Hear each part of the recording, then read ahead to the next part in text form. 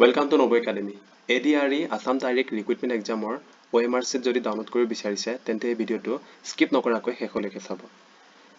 Application for ADRE OMR sheet আৰু exam organization আছিল SLRC Assam. Application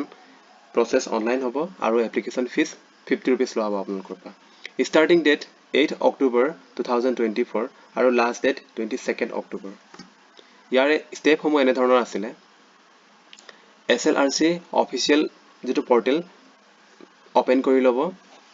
Google Chrome ত গৈ slrc.gov.in charge কৰিব এনে ধৰণৰ এখন ইন্টাৰফেস খোল খাব ইয়াতে এপ্লিকেশন নম্বৰ আপোনালোকৰ শুদ্ধকৈ টাইপ কৰিব আৰু পাসওয়াৰ্ডটো শুদ্ধকৈ টাইপ কৰিব আৰু যদি পাসওয়াৰ্ডটো পাহৰিছে তেন্তে ইয়াতে ফৰগট পাসওয়াৰ্ড অপচন দিব আৰু শুদ্ধকৈ টাইপ কৰাৰ পাছত ইয়াতে লগইন কৰি দিব লগইন কৰাৰ পাছত এনে ধৰণৰ আপোনালোকৰ ডিটেইলছ উলাই পৰিব ইয়াতে ক্যান্ডিডেট নেম এপ্লিকেশন বাৰ্থডে আপোনালোকৰ সম্পূৰ্ণ ডিটেইলছ উলাই পৰিব তাৰ পাছতে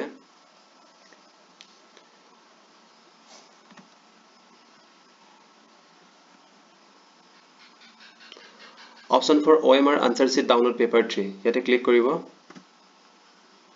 ক্লিক কৰাৰ পাছত এনে ধৰণৰ এখন ইন্টাৰফেস খোল খাব ইয়াতে আপোনালোকে চাওক user name application number applicant's name father name mother name date of birth সম্পূৰ্ণ শুদ্ধকৈ আপোনালোকে চাই লব তাৰ পাছত ইয়াতে লিখা আছে application fees 50 rupees আৰু go for payment ইয়াতে ক্লিক কৰি দিব আৰু এখন উলাই পৰিব payment method আৰু payment methodত আপোনালোকে net banking credit card QR wallet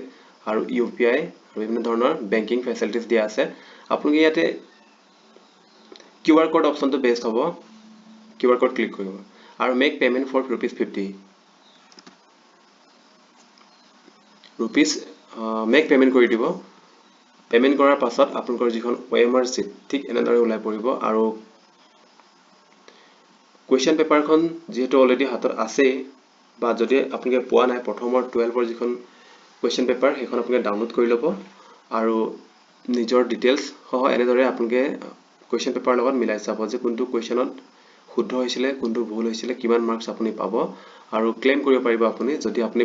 ভবা ধৰণে যদি আনসাৰ পোৱা নাই আৰু মাৰ্কস যদি আপুনি ভবা ধৰণে হোৱা নাই তেতিয়াহলে আপোনালোকে RTI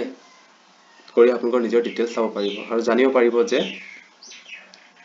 আপোনালোকে মাৰ্ক কিয় পোৱা নাই বা আপোনালোকৰ মাৰ্কস কিয় কমকৈ আহিছে okay thanks for watching RTI কৰোতে এটা সাৱধান হ'ব আপোনালোকে সম্পূৰ্ণ জানিব লাগিব যে আপোনালোকৰ মাৰ্কস একজেক্ট আপোনালোকে বিচাৰ ধৰণে পাব লাগে অন্যথা আপোনালোকে ইয়াৰ বাবে পেনাল্টি দিবলগীয়া হ'ব পাৰে তো ভাবি চিন্তি RTI কৰা কামটো কৰিব ওকে থ্যাঙ্কস ফৰ ওয়াচিং